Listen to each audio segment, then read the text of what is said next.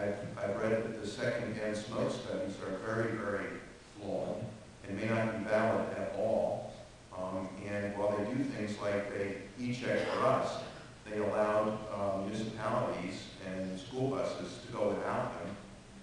And it's kind of like what their agenda is, not what's actually going to help anything. But at any rate, I didn't mean to digress. It's kind of like in church, you go, yay!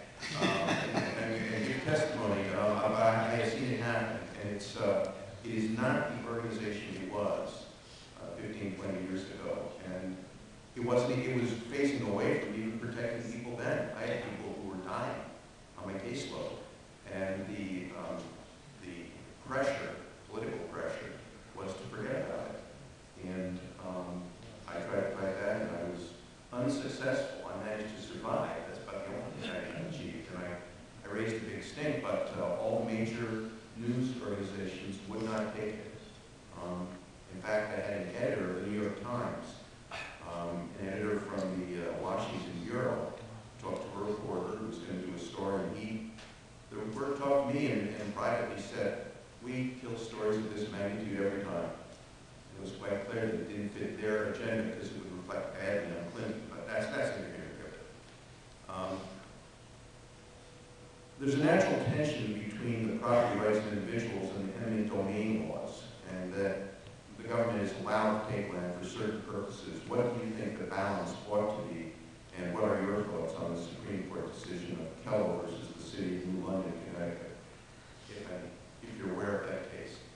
I'm not aware of that case, but the question was... general thoughts on eminent domain versus private property. I passed a bill dealing with, this isn't to answer your question, but just to preface it. We had a situation here in Lake County where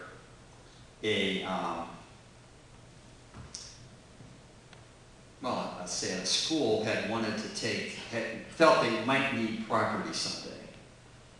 And so they took a large portion of a business's property the business needed to operate.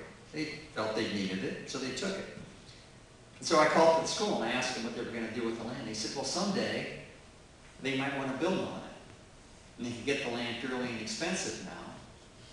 So they took it. So it was basically land speculation by this public entity that just decided it'd be a good fiscal move for them to get the land now because it was pretty inexpensive. The business, on the other hand, had plans for that land, but it was gone. They just took it. So we passed a bill that, and this is, the type of thing you can do as a legislator. So we passed a bill. It was limited in scope, but it said simply that public entity has to have a clear and defined public purpose for taking the land, and the land has to be utilized, I think it was within some finite period of time. So there are things we can do as a legislator to slow down bureaucracies and these sort of unelected officials. But I think that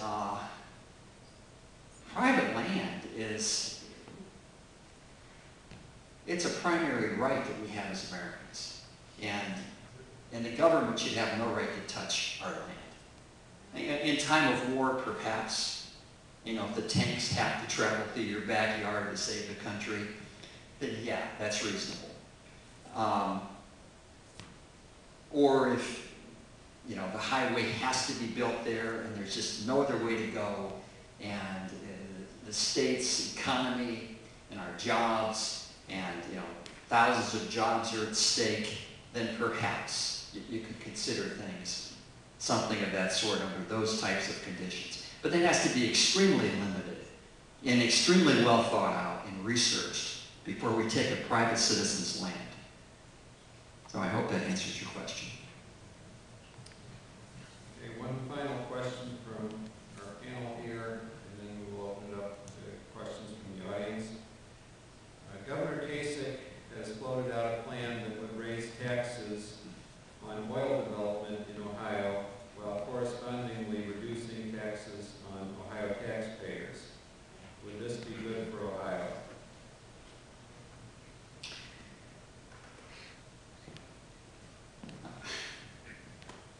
Well, I don't like the idea of raising a tax here, reducing a tax there. You know, these plans generally don't work out.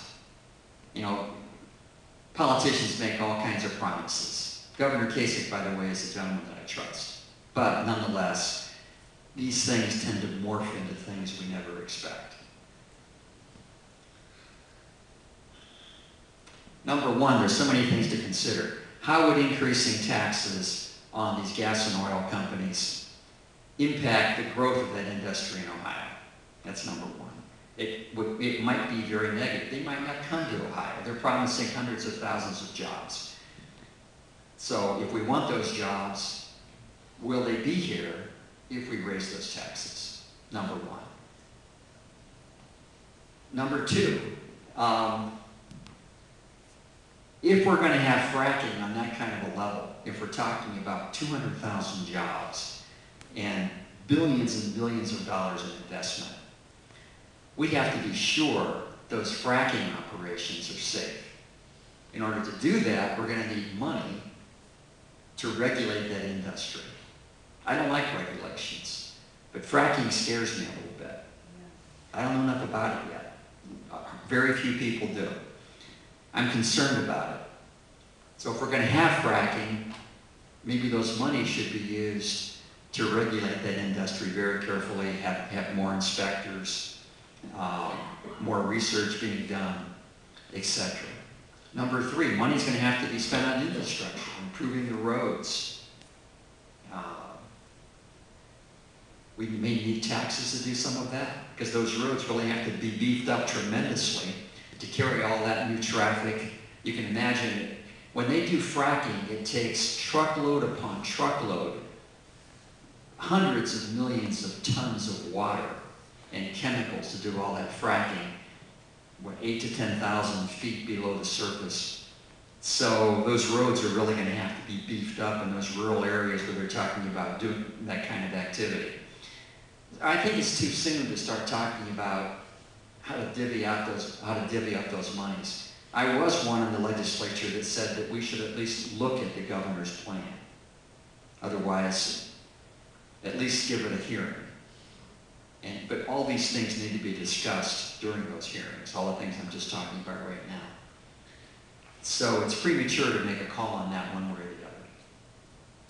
I mean, if we could, theoretically, raise that tax and reduce the income tax, I do think the income tax is one of the most harmful of all taxes on our people because it penalizes labor.